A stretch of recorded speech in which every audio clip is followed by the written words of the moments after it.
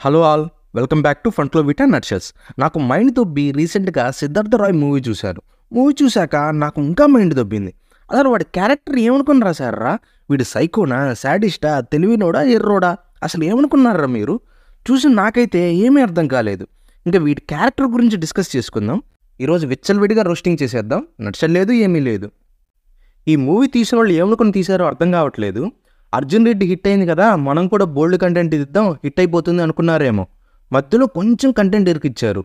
ఈ స్టోరీ ఏదో ఇంట్రెస్ట్గా ఉంది అనుకునే లోపే సినిమా మొత్తం పెంట చేయడం స్టార్ట్ చేశారు. వీడి క్యారెక్టర్, ఆ గెటప్ చూస్తుంటే వీడు అర్జున్ రెడ్డికి ఓల్డ్ ఫేమస్ లవర్కి క్రాస్ చేస్తే పుట్టినట్టు అనిపిస్తుంది. అర్జున్ రెడ్డి రిజల్ట్ వస్తుంది అనుకున్నారేమో కానీ ఓల్డ్ ఫేమస్ లవర్ రిజల్ట్ వచ్చింది అక్కడ. ఈ సినిమా వల్ల చెప్పిన నీతి ఏంటంటే, పిల్లలకి సెల్ ఫోన్లు ఇవ్వండి, బయటకు ఆడుకోవడానికి పంపించండి, కానీ పుస్తకాలు ఇచ్చి చెరదొబ్బకండి అని. వీడు కాదు, వీడి ఫ్యామిలీ మొత్తం తేడా ఫ్యామిలీని. వాళ్ళ అమ్మ ఏమో కొడుకు ఎంత హౌలా పని చేసినా కూడా వాడిది చిన్నపిల్లాడి మనస్తత్వం అని వెనకేసుకుని వస్తుంది. కనపడని ప్రతి ఆంటీని గోకుతాడు, వీడి చిన్నపిల్లాడ. వీడు రోడ్డు మీద పిచ్చి కుక్కలా ఫైట్ చేస్తుంటే వీడి నాన్న వచ్చి ప్రౌడ్గా ఫీల్ అవుతాడు. వీడేమో చికెన్ 65 చేస్తే ఆకులు తింటూ కూర్చుంటాడు. ఏం ఫ్యామిలీరా బాబు, ఇది పెద్ద ఐటమ్ ఫ్యామిలీలా ఉంది. మిమ్మల్ని అందరినీ తీసుకుని వెళ్ళి మ్యూజియంలో పడేయాలి. హీరోకి ఒక మరదలు ఉంటుంది, ఆమె క్యారెక్టర్ అయితే అమ్మబాబోయ్, ఈ తేడా ఫ్యామిలీకి తేడా మరదలకి బాగా సెట్ అయ్యింది. హీరో ఫిజికల్గా హెల్ప్ చేయమంటే తిడుతుంది. అబ్బా, డీసెంట్ క్యారెక్టర్ ఏమో అనుకున్నా, కానీ నెక్స్ట్ సీన్లో వీడు పెద్ద పారాగ్రాఫ్ బట్టి చెప్తాడురా బాబు.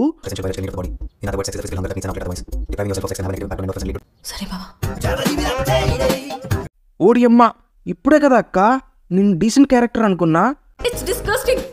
వీడు ఇంగ్లీష్లో సొల్లు చెప్పడం, ఇది సరే అంటావు. సరిపోయిందిరా బాబు. సరిపోయారు ఇద్దరును. సినిమాలో అన్ని క్యారెక్టర్స్ అయితే అనుకుంటా. IC is greater than Einstein. Greater than ఐన్స్టీనా అక్క? వాడి పుచ్చపగిలి పిచ్చోడ్లో బిహేవ్ చేస్తుంటే నీకు ఐన్స్టీన్లా కనబడుతున్నాడా? హీరో ఫ్యామిలీనే అనుకున్నా, అన్ని క్యారెక్టర్స్ తేడానే ఈ సినిమాలో. హీరో ఫ్యామిలీని కాదు, ఈ సినిమానే మ్యూజియంలో పెట్టాలి. ఇంత డిస్కస్ చేసుకున్నాక హీరోయిన్ క్యారెక్టర్ ఎలా వదిలేస్తాం? అందరికంటే పెద్ద ఐటమ్. అదే పెద్ద తేడా క్యారెక్టర్ హీరోయిన్దే కదా. హీరో బ్రష్ చేసుకుంటూ కాలేజ్కి వస్తే ఏదో అనుకుని దూరం పెడుతుంది. టాపర్ అని తెలిసాక అట్రాక్ట్ అవుతుంది. హీరోకి ఎవరు దొరికితే వాళ్ళతో ఫిజికల్గా కాంటాక్ట్ అవుతే మళ్ళీ దూరం పెడుతుంది. కాలేజీలో లిప్ కిస్ ఇస్తే లవ్ చేస్తుంది, అదే పబ్లో ఇస్తే దూరం పెడుతుంది. హీరోయిన్ కోసం హీరో ఎమోషన్ కంట్రోల్ చేసుకుని మారితే మళ్ళీ లవ్ చేస్తుంది. ఎగ్జామ్ మిస్ అయితే మళ్ళీ దూరం పెడుతుంది. వాడు హిందూ అని వెంట పడితే దాగలేదు, కానీ లాస్ట్లో పిచ్చోడు అయిపోయి గుర్తుపట్టలేని స్టేజ్లో ఉంటే వెళ్ళి నేనే లవ్ చేసుకుందాం ఉంటుంది. బొక్క గుర్తుపడతాడు వాడు నిన్ను. సినిమాలో హీరోకి ఏదో ప్రాబ్లం ఉన్నట్టు చూపిస్తారు, కానీ హీరోయిన్నే పెద్ద ప్రాబ్లం రా బాబు. ఈ మరదల్ క్యారెక్టర్ని చూడు, ఎంత కోఆపరేట్ చేస్తుందో. నువ్వు ఉన్నావు, వాడికి సగం క్లాస్ పెరగడానికే సరిపోతుంది. అది అంతా పక్కన పెడితే హీరో క్యారెక్టర్ ఏంట్రా? తిండి, నిద్ర, సెక్స్ దొరికితే చాలంటే వీడికి. అది కూడా వాడికి మూడు వచ్చినప్పుడు పక్కన ఎవరు ఉంటే వాళ్ళతో అనమాట. ఒకవేళ పక్కన ఎవరు లేకపోతే అప్పుడు చెట్టుకు చీర కడతాడేమో. ఫస్ట్ హాఫ్ మొత్తం గడ్డం వేసుకుని పిచ్చోడ్లా ఉంటాడు, సెకండ్ హాఫ్ ఏమో గడ్డం తీసేస్తాడు. అయినా ఆ గడ్డం తీసేసి మీసం పెట్టే ఐడియా ఎవడిచ్చాడో కానీ వీడు మాత్రం తేడాగాడిలా ఉన్నాడు. మళ్ళీ ఈ నక్క అరుపులు ఒకటి బోనస్ మనకి.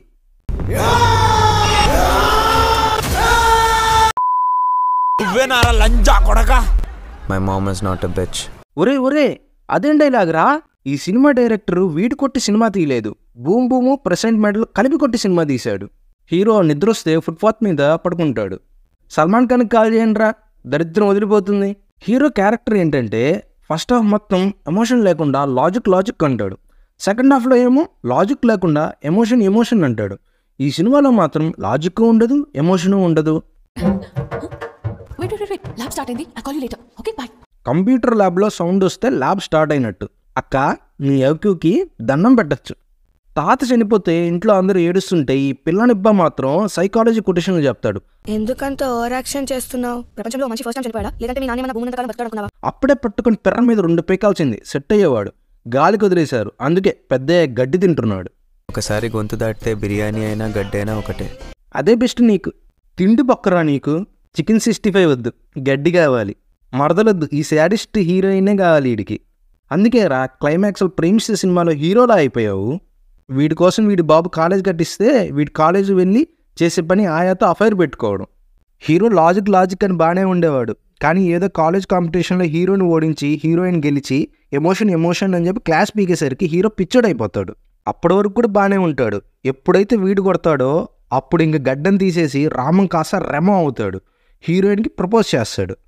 కాలేజీలో క్యాంపస్ సెలక్షన్ అవుతుంటే వీళ్ళు వర్షంలో రొమాన్స్ చేస్తుంటారు. దానికి ఈ సార్ గాడి రియాక్షన్ ఇది.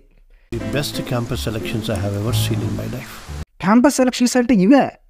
రెడ్ లైట్ ఏరియాలో అమ్మాయిల లైన్లో నిల్చున్నట్టు వీళ్ళు లైన్లో నిల్చుంటే వీళ్ళలో ఒకరిని హీరో సెలెక్ట్ చేసుకోవడం, ఇదే క్యాంపస్ సెలక్షన్ రా, నేనెప్పుడు చూడలేదు.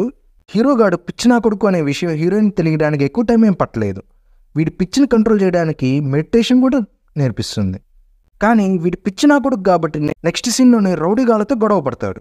ఈ పిచ్చి నా కొడుకుతో లైఫ్ లాంగ్ ఉండలేను అని ముందే గెస్ చేసిన హీరోయిన్ హీరో రీచ్ అయినా కూడా తన ఎగ్జామ్ మీద కాన్సన్ట్రేషన్ చేస్తుంది, తన కెరీర్ తను చూసుకుంటుంది. కానీ హీరో పిచ్చి నా కొడుకు కాబట్టి వాడి వల్ల హీరోయిన్ ఎగ్జామ్ కూడా దొబ్బుతుంది. అందుకే హీరోని వదిలేసి హీరోయిన్ మాత్రం తన కెరీర్ గురించి ఆలోచిస్తే హ్యాపీగానే ఉంటుంది. కానీ మన పిచ్చి నా కొడుకు ఇంకా మెటర్ నా కొడుకులా తయారవుతాడు. రోడ్ల మీద పడి తిరుగుతూ ఉంటాడు ఇందు అనుకుంటూ. కానీ హీరోయిన్ వీడిని ఎందుకు దొరుకుతుంది? తనకి తన కెరీర్ ఇంపార్టెంట్ కదా. వీరు రోడ్ల మీద గొడవ పడ్డం, వీడి బాబు జైలు నుండి రిలీజ్ చేయడం, ఇదే అవుతుంది సగం సినిమా. వీడిని ఇన్నిసార్లు పిచ్చి నా కొడుకు అని ఎందుకు అంటున్నానంటే ఈ క్లైమాక్స్ చూసే. ఈ క్లైమాక్స్ వల్లే నాకు ఈ సినిమా వ్యూయింగ్ ఎక్స్పీరియన్స్ దొబ్బింది. సినిమా మీద ఉన్న అంతో ఇంతో ఇంప్రెషన్ కూడా దొబ్బింది. రోడ్డు మీద ఎవడు కనబడితే వాడిని క్రికెట్ బ్యాట్ తీసుకొని నెత్తి పగలగొడుతూ ఉంటాడు. వీడు ఇలా రోడ్డు మీద ఇన్ని ఎక్స్ట్రాలు చేస్తుంటే అంతమంది జనం ఉండి సినిమా చూసినట్టు చూస్తారు. అందరూ కలిసి కుక్కని తరిమేసినట్టు తరిమేసి ఉంటే పీడ వదిలేది. జనాలను వదిలేయండి, కనీసం ఒక్క పోలీసు కూడా లేడు అక్కడ. వాడు అంత న్యూసెన్స్ చేస్తుంటే, గవర్నమెంట్ బస్సులు పగలగొడుతుంటే ఎక్కడున్నారా మీరు?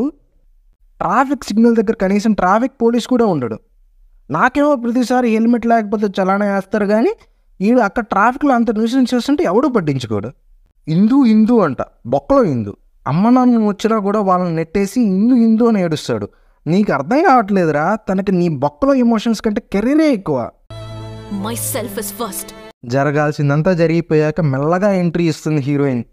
ఇదేదో ముందే వచ్చుంటే ఇంతమంది నెత్తి పగలేదు కాదు కదా. హీరోయిన్ వచ్చి నేనే హిందూ అంటే ఈ పిచ్చినా కొడుకు నిజంగానే పిచ్చోడైపోయి దాని గొంతు పిసికేస్తాడు. చంపేసి ఉంటే సాటిస్ఫై అయ్యేవాడిని, కానీ హీరోయిన్ బతికిపోతుంది. ఈ పిచ్చినా కొడుకు హిందూ అనుకుంటూ పిచ్చోడ్లా తిరుగుతూ లాస్ట్కి యాక్సిడెంట్ అయి చచ్చిపోతాడు. అమ్మయ్య, ఇప్పుడు సాటిస్ఫై అయ్యా నేను. లేకపోతే సినిమా అంతా ఈ పిచ్చి సైకాలజీలు వింటూ మైండ్ దుబ్బేసేది నాకు. వాడు చనిపోయాక అమ్మయ్య ఒక గోల తప్పిందిరా బాబు అనుకున్నా. నా క్లైమాక్స్లో ఇన్స్పైర్డ్ ఫ్రమ్ ట్రూ ఈవెంట్స్ అని కనిపిస్తే ఎక్కడో కాలుతుంది. రియల్గా జరిగిన స్టోరీని మార్చేసి ఏదో ఐడియాలజీలు అన్నీ వాడేసి ఎంత పెంట చేయాలో అంత పెంట చేసేసి ఇన్స్పైర్డ్ ఫ్రమ్ ట్రూ ఈవెంట్స్ అని పెట్టాలన్నమాట. నేను చెప్పేది ఒకటే, ప్రేమించి పిచ్చోడైతే జాలిపడాలి, కానీ పిచ్చోడే ప్రేమిస్తే నెత్తి పగలగొట్టాలి. ఈ మూవీ వాళ్ళు కాపీరైట్ వేసేలోపు ఎండ్ చేసేద్దాం. నేను మీ సౌమిత్రి సైనింగ్ ఆఫ్. హీరోయిన్ మాత్రం కత్తిలా ఉంది.